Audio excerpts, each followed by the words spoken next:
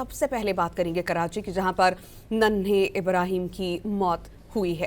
गलती किसकी थी? इदारे मलबा एक दूसरे पर गिराने लगे हैं। 3 साल इब्राहिम की मैन होल में गिरने की सीसीटीवी फुटेज ने कई सवालात उठा दिए हैं। वाक़ये से कबल की भी एक वीडियो सामने आ गई, जिसमें डंपर गुजरने के नतीजे में मैन होल का ढक्कन अंदर गिरते देखा जा सकता है।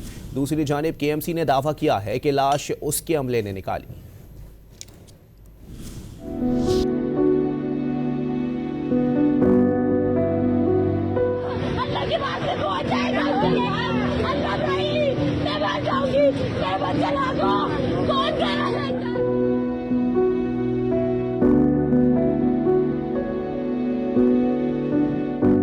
नन्हे इब्राहिम की मौत ने शहर कायद के बासियों को हिलाकर रख दिया। वाक़ये का जिम्मेदार कौन? शहरी इंतजामिया के इदारे जिम्मेदारी एक दूसरे पर डालने लगे। दूसरी जानिब नीपा वाक़ये की दिलखराश वीडियो सामने आ गई, जिसमें 3 साल के इब्राहिम को मेन होल में गिरते देखा जा सकता है।